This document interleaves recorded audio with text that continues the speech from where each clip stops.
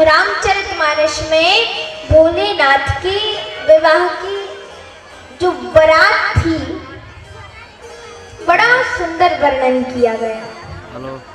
शिव महापुराण में भी वही वर्णन किया गया। देखो जो शिव जी की बारात थी ना, शिव जी की बारात को देख करके पहले तो जो जब बारात आती है ना तो गांव की जो बड़ी बुजुर्ग सम्मान स्वागत करने जाते हैं गांव से बाहर, तो स्वागत करने के लिए गए। जो बूढ़े बड़े थे वो चल नहीं पाते थे, हाथी घोड़ों पे बैठ के गए। छोटे छोटे बच्चे की कैसी है बारात, कैसा है दूल्हा, देखने गए। अब देखो शिव जी का स्वरूप देखिए, पूरे शरीर में भस्म लगाए हुए, और जो दूल्हा होता है ना, दूल्हा को वो मुकुट पहनाया जाता है जिसमें ऐसे आगे मुख पर झालर लगी रहती है। तो उनके गणों ने कहा, भोलेनाथ के गणों ने, कि महाराज प्रभु अब आप विवाह करने जा रहे हो तो वो जो झालर वाला मुकुट होता है ना वो मंगवा लो। तो भोलेनाथ बोले क्या चिंता है इसमें, नंदी जाओ लेके आओ। नंदी जी गए और कई सारे पतले पतले से सांप लेके आए और उन सबका मुंह बांध करके उन्हें जटाओं में लगा दिया और आगे उनकी पूंछ कर दी। और भोलेनाथ का जो बाल थे उन बालों को समेट करके सुंदर मुकुट बना दिया बालों का। और जिस आसन पर भोलेनाथ बैठे थे वही आसन उठा करके भोलेनाथ के शरीर में लपेट दिया। तो अब गण बोले प्रभु आप त्रिशूल पकड़ोगे कि अपने इसको संभालोगे, वस्त्रों को संभालोगे? बोले लाओ एक सांप और लपेट दो। सांप को कमर में बांध दिया, बोले छूटना नहीं तो बेइज्जती हो जाएगी। सांप बोला जी प्रभु। और जैसे ही बारात आई देवताओं की, देवता बोले वाह हो गया हमारा कल्याण। देवता बोले यहाँ से निकल चलो, नहीं तो ऐसी बारात के साथ जाएंगे तो कुछ खाने पीने को नहीं मिलेगा, आगे निकल चलो। सब देवता आगे चले गए। अब भोलेनाथ के गण बोले क्यों प्रभु, हमने कहा था ना कि थोड़ा अच्छे सज जाओ। निकल गए देवता, क्या होगा? बोले अभी तुमने हमारी बारात देखी ही कहाँ है। और जैसे ही नंदी जी ने हर हर महादेव हर हर महादेव कहा, खूब सारे के सारे भूत प्रेत निकल करके बाहर आ गए। और जैसे ही भूत प्रेतों का नाच गाना हुआ तो वो जो सांप कमर में लिपटा हुआ था वो छूट गया। सोचने लगा कि ये सब लोग नाच रहे हैं और मैं कैसे छूट जाऊं, मैं कैसे रह जाऊं। सांप भी नाचने के लिए निकला और भोलेनाथ के शरीर पे जो वो बाघंबर था वो सारा नीचे गिर गया। भोलेनाथ को पता तक नहीं चला, खूब नृत्य हो रहा है भूत प्रेतों का। और जैसे ही हर हर महादेव सुना, देवताओं ने पीछे देखा है। बोले अब अच्छी बात है कि जैसा दूल्हा तस बनी बारात, जैसा दूल्हा है ऐसी उसकी बारात। अब चलो चलते हैं, अब कोई चिंता नहीं है। सब देवता निकल गए आगे, भोलेनाथ अपनी बारात के साथ आए। जैसे ही पहुंचे सभी देवता लोग, तो मेन भगवान विष्णु थे सबसे आगे। और जैसे लोगों ने देखा जो स्वागत करने के लिए बाहर थे, बोले ए देखो ना यही होंगे हाँ यही होंगे दूल्हा जी। विष्णु जी को बोले कि यही होंगे दूल्हा, बड़े अच्छे लग रहे। तो एक ने कहा पूछो ना। बोले मैं क्यों पूछूं, तुम पूछ लो। बोले हम क्यों पूछे, तुम पूछो। तो बोले ठीक है। देवताओं से कहा महाराज क्या यही दूल्हा जी है?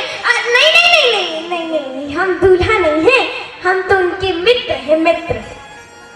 लोगों ने सोचा देखो मित्र इतने सुंदर तो दूल्हा कितना सुंदर होगा। भगवान विष्णु जी बोले नाच लो बेटा, जब आएगी बारात, असली बारात, तब पता चलेगा तुमको। जब दूल्हा जी आएंगे तब पता चलेगा। अब बोले हाँ इंद्र देवता को, हाँ हाँ यही होंगे पक्का यही होंगे। बोले नहीं नहीं हाँ, हम नहीं, हम तो उनके सेवक हैं, हम तो उनके दास हैं। सोचा दास इतनी सुंदर तो स्वामी कितने सुंदर होंगे। सारे देवतागण निकल गए। अब देखो बारातियों के लिए एक माला और एक गिलास जूस आया था। भगवान विष्णु जी बोले सुनो जल्दी जल्दी खा पी लो, क्योंकि अगर आ गई बारात तो कुछ नहीं मिलेगा। नाटक मत करना कि हम मैंगो जूस नहीं लेते, हम तो अनार का ही जूस लेंगे। नाटक मत करना, चुपचाप जो भी मिले सब पीते जाओ, क्योंकि अगर बारात एक भी बाराती आ गया ना तो तुम कुछ खा पी नहीं पाओगे। देवताओं ने जल्दी जल्दी जूस पिया।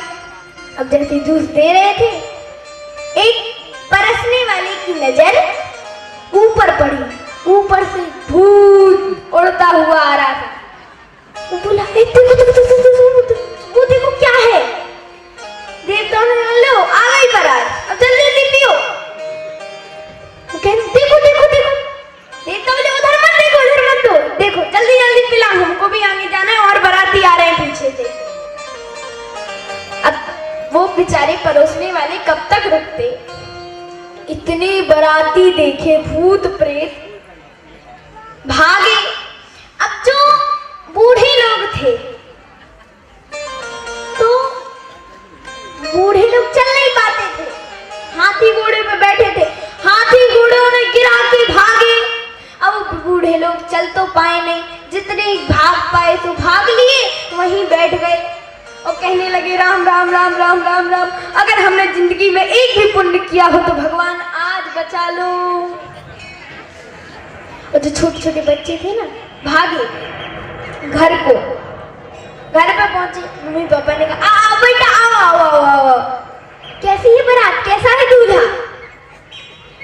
तो बच्चे कहते मम्मी वो बाद में पूछ लेना, पहले गेट लगाओ।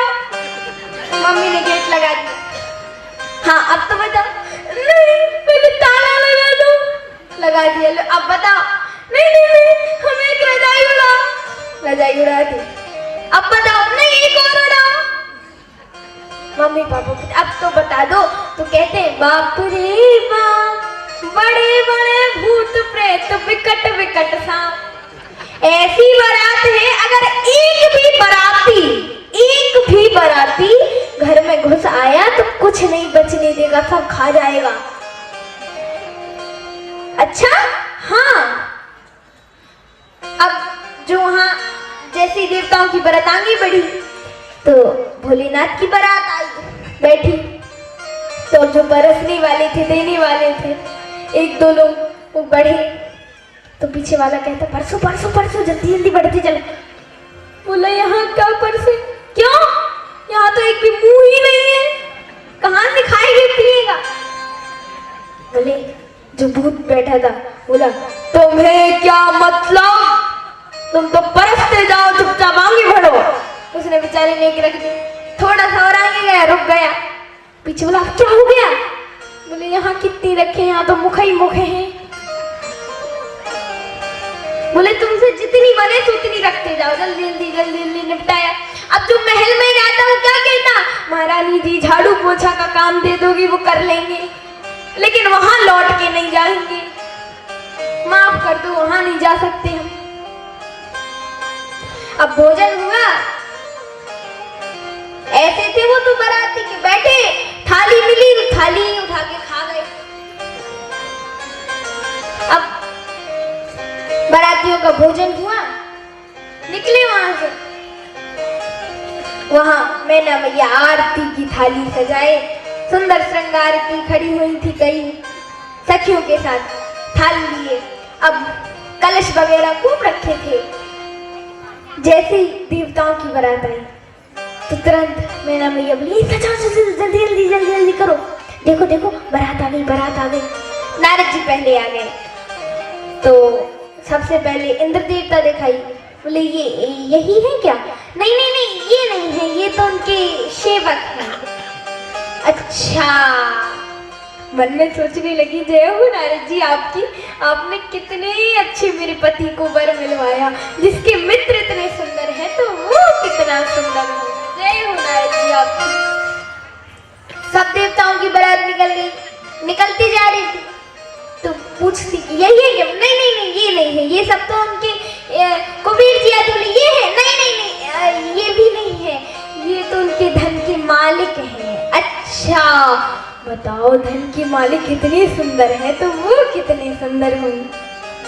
कुबेर जी निकल गए, सारे देवताओं की जब बारात निकली, अब नारद जी ने सोचा अब आने वाली है असली बारात।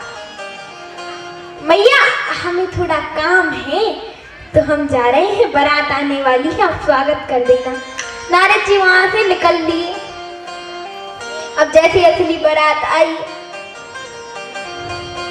मैना माता जी तैयार, उन्होंने भोलेनाथ के चरणों की आरती उतारी, ऊपर नाभि की आरती उतारी, और जैसे ही गले की कंठ की आरती उतारने लगी, सांप को देखा थाली वहीं गिरा के, दीपक बुझा के, कलश फेंक के अंदर गई और गेट लगा लिया।